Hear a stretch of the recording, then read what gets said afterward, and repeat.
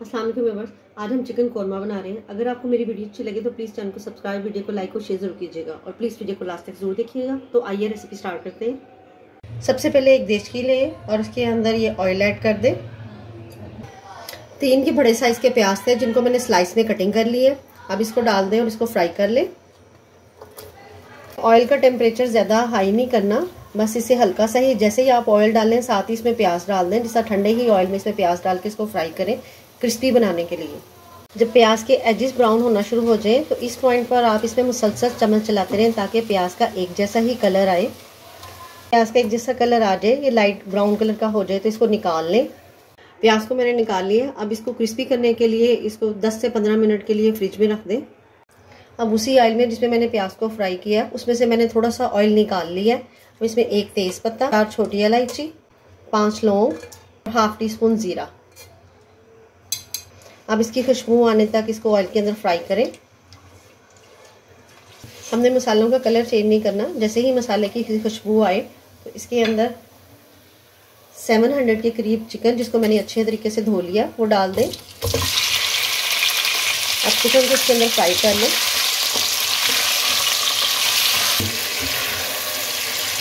गोश्त अपना हल्का सा कलर चेंज करें तो इसमें 2 टीस्पून लहसुन अदरक पेस्ट, 5 से 6 हरी मिर्चें जिनको मैंने बारीक बारीक काट लिया वो इसमें डाल दें। हाफ टेबल स्पून नमक और अब इसको मिक्स करें ताकि लहसुन अदरक भी इसमें भून जाए अच्छे तरीके से। 1 से 2 मिनट के बाद जब इसमें लहसुन अदरक भी भून जाए तो इसका फ्लेम बिल्कुल लो कर दें और उसमें 1 प्याली से थोड़ा सा कम दही वो इसके अंदर डाल दें और साथ ही इसमें मसाले डाल दें। हाफ टेबल स्पून पिसी हुई मिर्चें, 1 टेबल स्पून धनिया पाउडर, 1 टीस्पून पिसा हुआ जीरा, 1/4 टीस्पून हल्दी, 1 टीस्पून कश्मीरी लाल मिर्च, इससे कलर बहुत अच्छा आएगा।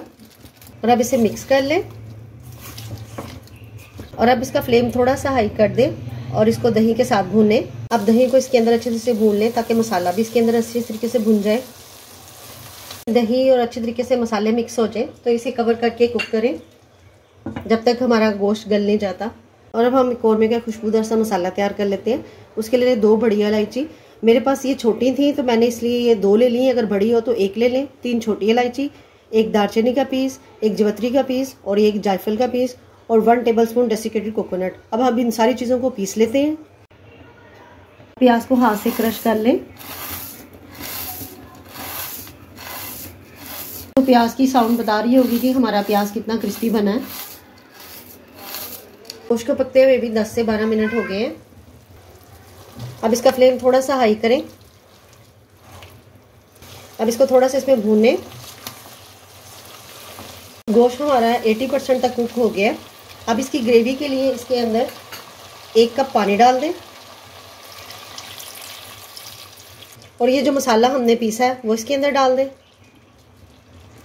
और ये जो प्याज हमने क्रश किया है उसको इसमें डाल दें। इसे मिक्स करें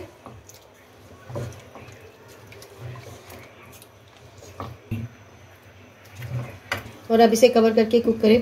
10 मिनट के बाद इसे मिक्स करें।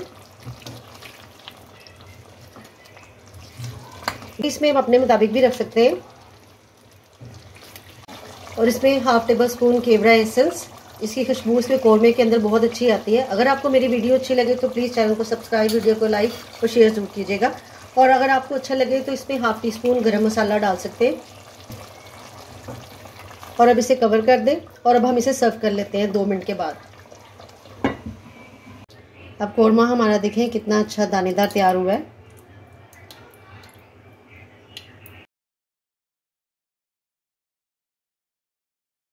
अपना ढेर सारा ख्याल रखिएगा और मुझे दुआ में याद रखिएगा। अल्लाह हाफिज़।